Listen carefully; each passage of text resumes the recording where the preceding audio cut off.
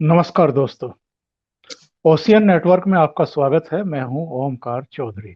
बहुत लोगों को दिल्ली में जो कुछ पिछले 82 दिन से चल रहा है इसे लेकर के संदेह होगा, दिमाग में कुछ गलतफहमी होगी।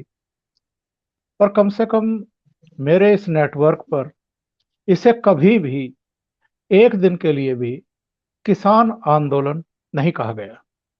मैंने हमेशा इसे तथाकथित किसान आंदोलन ही कहा है और इसकी कुछ वजहें थी।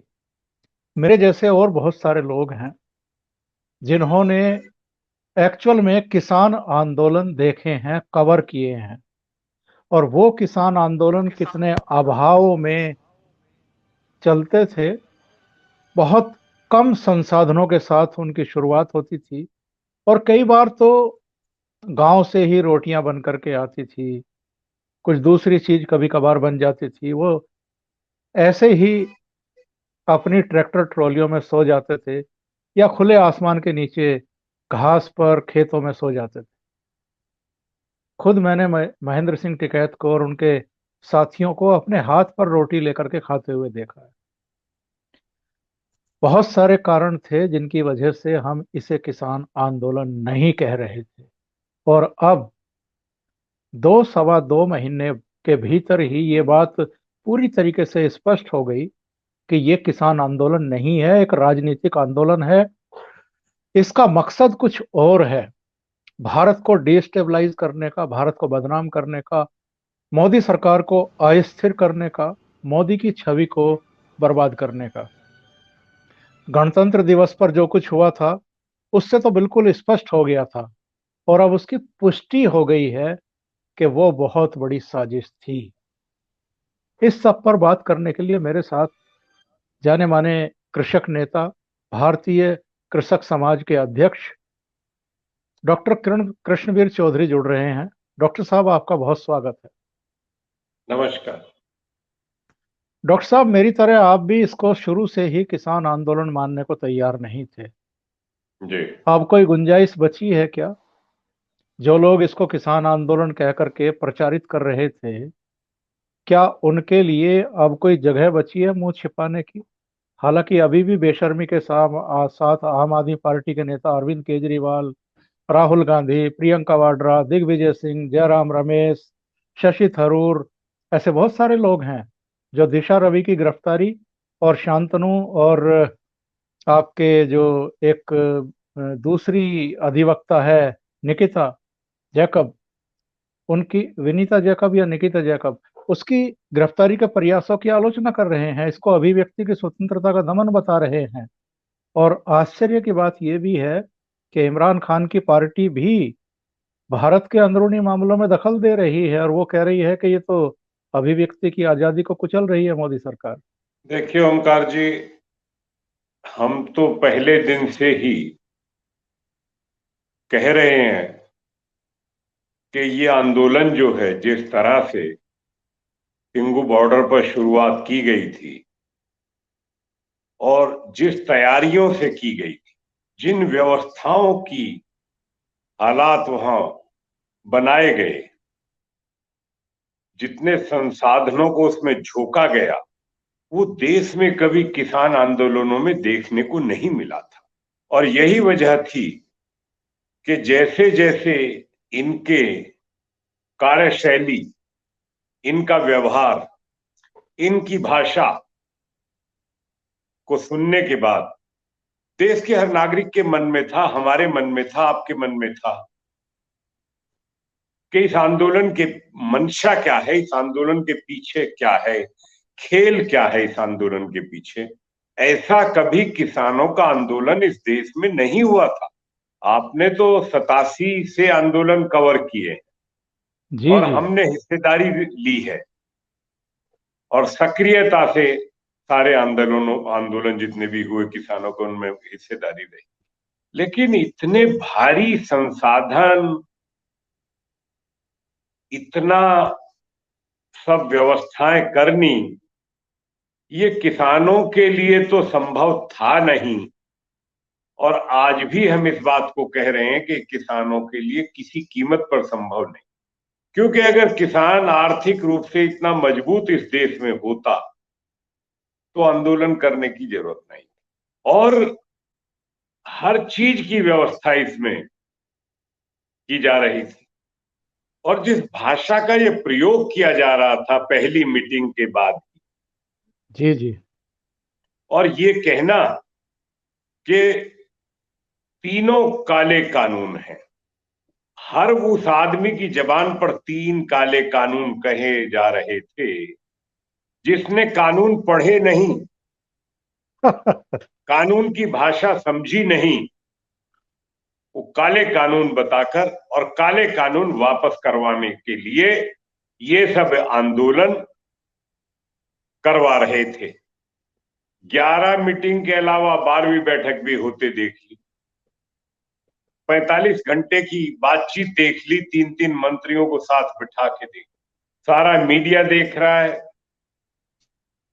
एक ही सवाल है, एक ही रट था, एक ही बात थी कि तीनों काले कानून वापस लेने होंगे सरकार। ऐसा कभी किसी आंदोलन में नहीं सुना था। मांग चाहे 10 थी या 20 थी या 25 थी, यही था कि भाई हमारी समस्याएं हैं, हमारी मांग है, सरकार उनको देखे और सरकार हमारा समाधान। लेकिन जो कानून संसद में बनाए गए, जिस पर व्यापक चर्चा के बाद पास किए गए, और उन कानूनों को इनके द्वारा ये कहा जाना कि कानून वापस ले, काले कानून है। और ये जो पंजाब के लोग हैं, ये एक पंजाब है, देश बहुत बड़ा है, और इतने बड़े देश में एक पंजाब प्रदेश में, और पंजाब प्रदेश का भी एक संगठन नहीं, 40 नेता, सारे कामरेड, आप पार्टी से भी है उसमें, कांग्रेस से भी है उसमें, अकाली दल से भी है उसमें, लेकिन ज्यादातर कामरेड है और उनका कब्जा है। और ऊपर से कुछ एनजीओ के एवरग्रीन एक्टिविस्ट हैं, योगेंद्र यादव जैसे लोग, जो ना किसान नेता है ना राजनेता बन सके। राजनीति बिल्कुल। जरूर कई दलों में कर ली। तो ये खेल तभी समझ में आ गया था जब पहले मांग पत्र में 6 नंबर पे लिखा गया कि माओवादी और नक्सलवादियों को छोड़ने की बात, और उसको पढ़ने के बाद ये स्पष्ट हो गया था कि राष्ट्र विरोधी ताकतों का खेल है। सही कह रहे हैं। उस पत्र, मांग पत्र को पढ़ने के बाद ये स्पष्ट हो गया था उसी समय कि किसानों का आंदोलन तो हो ही नहीं सकता, क्योंकि इस देश का किसान कभी माओवाद और नक्सलवाद का समर्थक नहीं रहा। इसीलिए इनके बारे में जानकारी करने की इच्छा जागृत ज्यादा हो गई, और जैसे जैसे अंदर की चीजें सामने आ रही वैसे वैसे हम और आप लोग चर्चा में इस बात को साझा कर रहे थे, देश के साथ, लोगों के साथ, देश के किसानों के भाइयों के साथ, कि भैया इनकी हकीकत पहचानो। ये राष्ट्र विरोधी ताकतों का देश को तोड़ने के खिलाफ साजिश है। टुकड़े टुकड़े गैंग जिस समय पहुंचा, शाहीन बाग वाले लोगों ने पंजाब की तरह पगड़ी बांधी है, 5-5 बार नमाज पढ़ते थे और पगड़ी बांध के वहां बैठते थे। तो ये तभी हमने कहा था कि शाहीन बाग 2 है। और डॉक्टर देशवादी साहब, वही था, सड़क घेर के बैठे और दिल्ली में दंगों को जबरदस्त तरीके से करेंगे। और वही हालात, वही खेल इन्होंने 26 जनवरी को पूरी तरह से राष्ट्र के सम्मान को भारी चोट पहुंचाई। ये तो बहुत बड़ा दिल दिखाया दिल्ली पुलिस के हमारे नौजवानों ने, अफसरों ने, सब ने, कि वो इनकी तलवारें, भाले, इनके लठ, इनके ट्रैक्टरों को टैंक की तरह चढ़ाना और उनके ऊपर उल्टा गुंडागर्दी करी, इन्होंने मारा। 500 से ज्यादा दिल्ली पुलिस के जवान हमारे अस्पताल में दाखिल हो गए, लेकिन उन्होंने गोली नहीं चलाई, ये चाहते थे गोली चले, क्योंकि इनके तमाम लोगों का जो बयानबाजी आ रही थी, बयान बहादुर लोग जो दे रहे थे, वो यही कह रहे थे कि गोली चलेगी, लोग मरेंगे।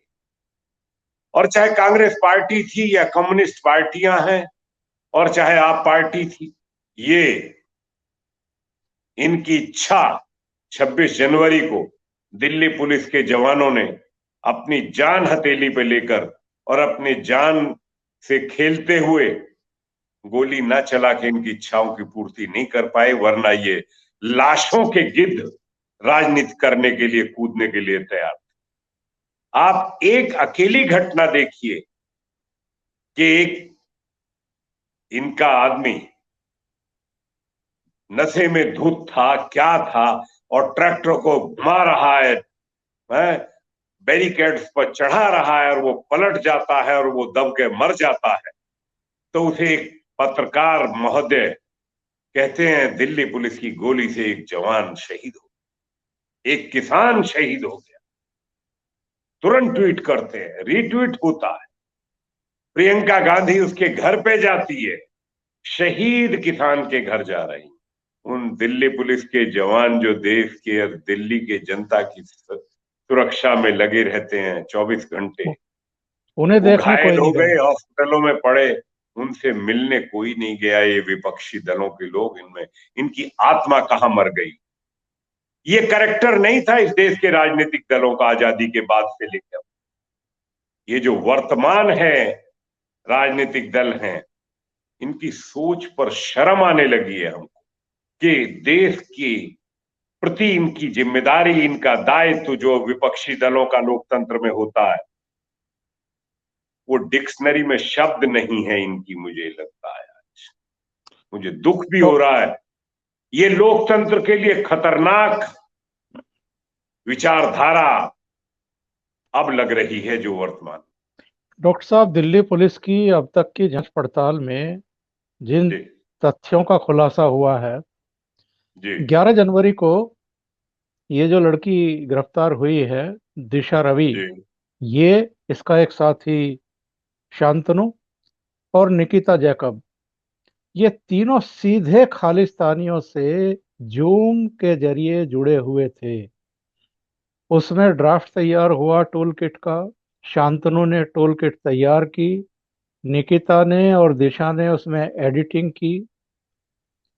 इसका मतलब सीधे तौर पर यह है कि 11 जून को जो इनकी खालिस्तानियों के साथ सीधी बातचीत हुई है, जिसमें बताते हैं कि जूम के जरिए करीब करीब 70 लोग जुड़े हुए थे, 1000 लोगों को टूल किट भेजी गई। उसमें यह बताया गया था कि किन हैशटैग का इस्तेमाल करना है, किस दिन कौन से हैशटैग के साथ किस समय ये सब शुरू करना है। और जो जानकारी मिल रही है बड़ी खतरनाक है, वो ये है कि ये एनजीओ को भेजी गई, जो 1000 लोगों को भेजी, 1000 जगह ये इसको भेजा गया। उनमें एनजीओ है, उनमें मीडिया हाउस हैं, इनमें कुछ दूसरी संस्थाएं हैं, और इनमें ऐसे चेहरे भी हैं जो ग्रेटा थनबर्ग से लेकर के रिहाना और तमाम दूसरे लोग। और रिहाना के बारे में तो हमने और आपने एक पिछले दिनों शो भी किया था, जिसमें ये खुलासा हुआ था कि उसको 18 करोड़ का भुगतान किया गया था केवल एक ट्वीट जी करने के लिए। जी तो कितनी बड़ी मनी इन्वॉल्वमेंट है, किस किस तरह के संगठन इन्वॉल्व है। और दो चेहरे और अब तक पुलिस की जांच पड़ताल में सामने आ गए हैं। एक है जी पीटर फ्रेंडरिच और एक है भजन सिंह भिंडर। ये भजन सिंह भिंडर जो है आईएसआई से सीधे जुड़े हुआ है, और पीटर फ्रेंडरिच भी आईएसआई के लिए काम कर चुका है। इसका मतलब ये है कि पाकिस्तान, पाकिस्तानी सेना, पाकिस्तानी सरकार और आईएसआई ये भी खालिस्तानियों के साथ मिलकर के इस पूरे षड्यंत्र में लगे हुए थे, ताकि भारत में हिंसा का तांडव कराया जाए। अगर 10, 20, 50 किसान मारे जाएं, पुलिस अगर फायर खोल दे, तो उसके बाद जो एक और इन्होंने हैशटैग तैयार किया हुआ था फार्मर्स जेनोसाइड का, उसको ये पूरी दुनिया में चला करके मोदी सरकार को बदनाम कर सकते। ओमकार जी, आपके शुरुआत के कार्यक्रम में पहली बार ही मैंने कहा था कि इसमें भारी फंडिंग है, चीन, पाकिस्तान और कनाडा का हाथ है। और दूसरी बात मैंने कही थी कि जो 41 लोगों से सरकार बात कर रही है, इनका कंट्रोल बाहर के अंतर्राष्ट्रीय ताकतों के हाथ में है। ये दो बातें मैंने कही थी। और ये इनकी कार्यशैली को देखकर, इनके व्यवहार को देखकर ऐसे ये सब लगा। आप ये देखिए कि देश के खिलाफ इतनी बड़ी साजिश अंतर्राष्ट्रीय स्तर पर रची जा रही है, और ये यहाँ के एनजीओ वाले लोग, ये टूल किट बनाने वाले लोग, और शर्म आती है मुझे कहते हुए कि कांग्रेस पार्टी के लोगों को अपने गिरेबान में, अपने इतिहास से सीखना चाहिए, गिरेबान में झांकना चाहिए कि मोदी का विरोध करते करते राष्ट्रद्रोह करने वाले लोगों का समर्थन करने की हिम्मत कैसे हुई आपकी। ये देश बड़ा है हम लोगों के लिए, पार्टियां सरकारें आती जाती रहती, और ये आप पार्टी वाले का तो ये तो गिरगिट है, इसके बारे में तो कोई बात शब्द ही नहीं है कहने के लिए। ये तो एनजीओ की पैदाइश है, तो जिसने एनजीओ ने, अन्ना ने पैदा किया, ये उसके नहीं हुए तो ये किसके क्या हो।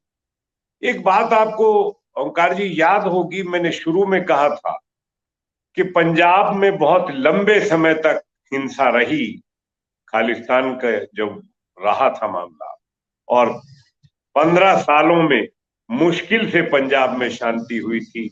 हजारों लोगों ने कुर्बानी दी, जान चली गई लोगों की, तब शांति हुई थी।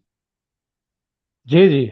और मैंने कहा था कि वहां कांग्रेस की सरकार को, पंजाब में जो है, और कांग्रेस पार्टी को इतना बड़ा गुनाह नहीं करना चाहिए, आग से खेलना ठीक नहीं है, और कांग्रेस आग से खेल रही है इनके समर्थन कर। जी जी। और आज वो चीजें बिल्कुल भारत के सामने है कि अंतर्राष्ट्रीय साजिश देश के खिलाफ रची गई, और उसके लिए भारी पैसा दिया गया, अंधा अनाप शनाप पैसा। और तभी तो मैंने कहा कि यह शराब, बादाम, पिस्ते, काजू, करोड़ों करोड़ों की गाड़ियां, बड़े बड़े महंगे ट्रैक्टर, स्विस कॉटेज, रोटी बनाने वाली ऑटोमेटिक मशीनें, ड्राई क्लीन करने के लिए ड्राई क्लीन मशीनें हैं, मसाज पार्लर है, और मसाज की मशीनें, ये सब कहां से भैया? किसानों का क्या लेना देना इन सब चीजों से?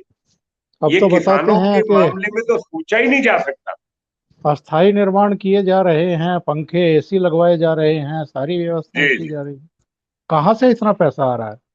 तभी तो मैंने कहा कि सारा फॉरेन फंडिंग जो इनको मिला है, और ये थोड़ा नहीं है, ये नहीं है कि अरब 2 अरब रुपए है। अगर इस आंदोलन का खर्चा देखा जाए तो हजारों करोड़ रुपए का खर्चा अब तक जो है इस पर हो चुका है। तो ये पैसा आ, कहां से था? आम ये किसान के पैसा पास था इतना कहां पैसा से? कहाँ? आप सिर्फ ये देखिए कि 26 जनवरी को जितने ट्रैक्टर आए, उनका डीजल का खर्चा और उनका तमाम खर्चे और सारे उनके खर्चे ये कहां से आए? ये सब विदेशी पैसा नहीं था तो क्या था? विदेशी चैनल लगे हुए थे, इन्होंने अपने चैनल बना बना के ये सब हो रहे थे। एक एक नेता के साथ एक एक चैनल यूट्यूब पे बना के लगे हुए हैं, सुबह से शाम तक वहीं लगे हुए हैं, उन्हीं को चला रहे हैं, हैशटैग किए जा रहे हैं। अरे देखिए, सबसे बड़ी बात देखिए, एक एक दिन का कार्यक्रम लिखा हुआ है कि कब क्या करना है आपको। और हम और आप जब कह रहे थे कि भाई 26 जनवरी जो है राष्ट्र का एक बड़ा पर्व है, अंतर्राष्ट्रीय स्तर का भारत की सेना का शौर्य दिखाने का, परचम लहराने का एक बड़ा पर्व होता है, उस दिन नहीं करना चाहिए। तो इन लोगों का क्या था? नहीं, 26 को ही परेड निकलेगी, वहां जवानों की निकलेगी या किसानों की निकलेगी? और जब दिल्ली पुलिस ने कहा कि हमारी इंटेलिजेंस की रिपोर्ट ठीक नहीं है, आतंकवादियों का हमला हो सकता है, घटना हो सकती है, तो कहा नहीं, हमारे 5,000 वॉलंटियर होंगे, और दिल्ली पुलिस सुरक्षा में रहेगी और ये रूट तय हो गए, ये सब धोखा किसको दिया? दिल्ली पुलिस को धोखा दिया या भारत को धोखा दिया? इन्होंने दिल्ली पुलिस को ही धोखा नहीं दिया, झूठ नहीं बोला, धोखे में रखकर ये सब किया 26 जनवरी घटना। इन्होंने देश से गद्दारी की है, इन्होंने राष्ट्र का अपमान किया है। इनके लिए कोई माफी नहीं हो सकती इस देश के अंदर, और माफी इस देश का नागरिक उन नेताओं को भी नहीं करेगा जो इन अपराधियों के साथ खड़े होंगे। ये कहां से कहां आ गए अभी ये दिखाई भी नहीं देंगे अगर इन्होंने राष्ट्र विरोधी तत्वों का साथ देने का प्रयास अपनी वोटों के लिए करने की कोशिश की तो वोटों को तो भूल जाए। ऐसा ना हो लोग ढूंढने लगे, सड़कों पर गायब होना हो की परिस्थितियां हो। ये देश का नागरिक भावनाओं से जुड़ा है, वो देश से प्यार करता है, अपने देश के लिए किसी भी सीमा तक लड़ सकता है। और राष्ट्र विरोधी ताकतों को हिंदुस्तान के लोगों ने ना बर्दाश्त किया है ना करेंगे। ये तो वो लोग हैं कांग्रेस पार्टी जो chief of the army staff को अपशब्द कह सकती है, जो पाकिस्तान के सर्जिकल स्ट्राइक के सबूत मांग सकते हैं, जो चीन की कम्युनिस्ट पार्टी के साथ कांग्रेस पार्टी के जनरल सेक्रेटरी एमओयू साइन कर सकते हैं। क्या क्या नहीं किया इन्होंने। चीन के राजदूत से मिलने जा सकते हैं रात को चुपचाप। ये सब क्या है? डॉक्टर साहब, बहुत सारे खुलासे हो चुके हैं, पता चल चुका है कौन कौन ताकतें इस तथाकथित किसान आंदोलन के पीछे रही हैं, उनका मंसूबा क्या था ये भी पता लग गया है। गिरफ्तारियां भी शुरू हो गई हैं, बहुत बड़े पैमाने पर मुकदमे कायम हुए हैं। इन लोगों के खिलाफ भी मुकदमे कायम हुए हैं जिन्होंने अंडरटेकिंग दी थी और जो अपने वायदों पर टिके नहीं रहे। हिंसा हुई, कलंकित किया गणतंत्र दिवस को भी और भारतीय लोकतंत्र को भी। आ, मेरा सवाल ये है कि क्या सरकार को अब इनसे बातचीत करनी चाहिए? क्यों करनी चाहिए बातचीत? देखिए, सरकार ने अपनी तरफ से, सुप्रीम कोर्ट तो 2 महीने के लिए, सरकार ने तो 18 महीने तक के लिए कह दिया। जब 12 बार की बातचीत में कुछ नहीं निकला, अब क्या निकलेगा? मेरा ये मानना है कि अगर ये किसान आंदोलन होता तो ये दूसरी मीटिंग में जब सरकार ने प्रस्ताव दिया था कि एक कमेटी बना देते हैं सारी समस्याओं की बातचीत करने के लिए और समाधान करने के लिए, तो उसी समय कमेटी बन गई होती। लेकिन क्योंकि इनका उद्देश्य किसानों से नहीं है, और दूसरी बात मैं कह रहा हूं कि उन कानूनों में ऐसा है क्या? राज्यसभा में जिस दिन प्रधानमंत्री जी बोले हैं उस दिन उन्होंने कहा कि पूर्व प्रधानमंत्री डॉक्टर मनमोहन सिंह जी अपने कार्यकाल में जो सब काम करना चाहते थे, एग्रीकल्चर बाजार खोलने का और कॉन्ट्रैक्ट फार्मिंग का, ये सब किसानों के हित के लिए, और किन्हीं हालातों और वजहों से नहीं कर पाए। मैं तो डॉक्टर मनमोहन सिंह जी आपका काम कर रहा हूं और किसानों के हित में कर रहा हूं, देश के हित में कर रहा हूं। तो यदि इन कानूनों में कोई गलती हो तो क्या डॉक्टर मनमोहन सिंह जी अर्थशास्त्री नहीं है? क्या डॉक्टर मनमोहन सिंह जी नीतियों के विशेषज्ञ नहीं है?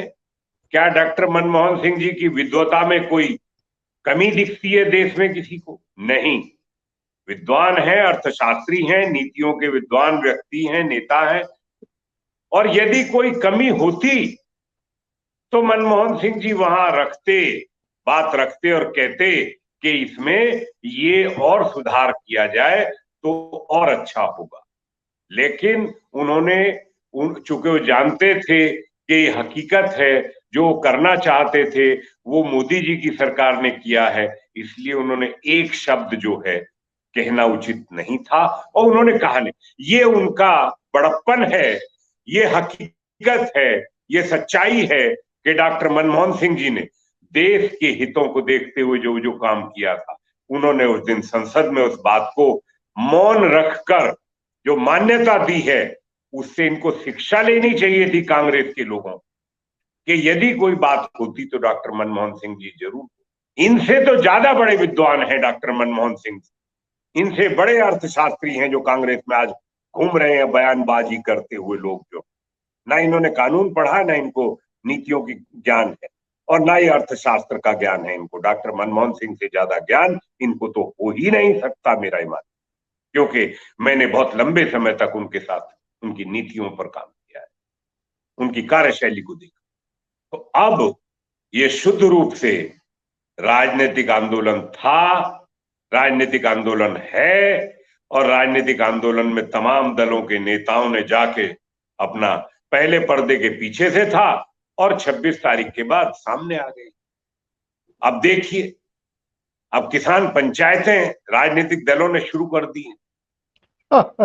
आगे मंच पर चढ़ गए, किसानों के कंधे पर चला रहे थे बंदूक, किसानों के कंधे पर रखकर, और अब किसानों के कंधे पे चढ़ के खड़े हो गए हैं कि हम चढ़ेंगे आपके कंधों पर और चलाएंगे हथियार अपना जो है नेतागिरी के लिए। ये तो इनके धंधा हो गया है। अरे कम से कम अपनी एक बात तो सोच लेते कि यदि अब तक की नीतियां इतनी अच्छी थी तो किसान कर्जे में दबकर क्यों मर रहा था, किसान आत्महत्या क्यों कर रहा था, किसान कर्जे से बाहर इन्हीं नीतियों, इन्हीं बाजार की ताकतों की वजह से, इन्हीं लुटेरों की वजह से तो किसानों का शोषण हुआ। और अगर शोषण से मुक्त करने के लिए उनको बाजार का विकल्प दिया तो आप विरोध किस मुंह से कर रहे हैं। और दूसरा, जो एक एश्योर्ड इनकम के लिए कॉन्ट्रैक्ट फार्मिंग की व्यवस्थाएं कानूनी जामा दे के करी है। अरे भाई, आपकी पंजाब में सरकार है, वहां 5 लाख रुपए तक का जुर्माना और सजा साथ है। कम से कम अपने गिरेबान में झांक के देख लेते कि आपके कुकर्म क्या हो रहे हैं। उनसे पीछा छुड़ाने के लिए ये केंद्र सरकार का कानून अगर बना है तो इसमें तो किसानों को पूरी तरह सुरक्षा दी गई है, जमीन को पूरी तरह सुरक्षित रखा गया है, और किसान को इतने तक अधिकार दिए गए हैं कि यदि उसमें जो लागत आती है और वो समझता है किसान के बाजार में मुझे और ज्यादा फायदा होगा और जिससे कॉन्ट्रैक्ट किया, तो उसकी लागत का पैसा बिना ब्याज के लौटा दीजिए और अपना बाजार में बेच लीजिए। इतनी तक की व्यवस्थाएं इस कानून में की गई हैं। अब आप ये बताइए, कोई जबरदस्ती कोई कर सकता है क्या ठेका खेती? कल मैं गढ़ी गदाना गया था और वहां इसलिए गया था कि कार्यक्रम था, काफी आसपास के लोग, 60-65 गांव के लोग जो कार्यक्रम में जो तो उनसे थोड़ा मैंने कहा चर्चा हो जाएगी, मन की बात उनकी जानना बहुत जरूरी है। उन्होंने एक बात कही कि ये गन्ने का भुगतान जो है ये समय पे हो जाए, और दूसरी उन्होंने बात कही कि जो गन्ने का यही भाव रखना था पुराना, तो पर्ची पे शुरू में क्यों नहीं था। और तीसरी बात उन्होंने कही कि सरकार को एक काम करना चाहिए, बस सुन लीजिए, सरकार को सिर्फ एक काम करना चाहिए बस, कि जो एमएसपी है ना उसे पूरे देश में लागू कर दे, चाहे कोई प्राइवेट खरीदे चाहे कोई सरकारी खरीदे। तो मैंने उनसे कहा कि उसमें नमी होगी, ग्रेडिंग की प्रॉब्लम होगी, तो उसे कैसे करेंगे? कहना ये तो कर सकते हैं कि भाई जो जो ए ग्रेड का है उसे एमएसपी पे से कम पे ना खरीदे। मैंने कहा फिर आप कहोगे कि हमारा ए ग्रेड का भी नमी बता दी, दाना छोटा बता दिया। कहने लगे नहीं, सब जानते हैं ऐसा कुछ नहीं है, व्यापारी भी जानता है और किसान भी जानता है।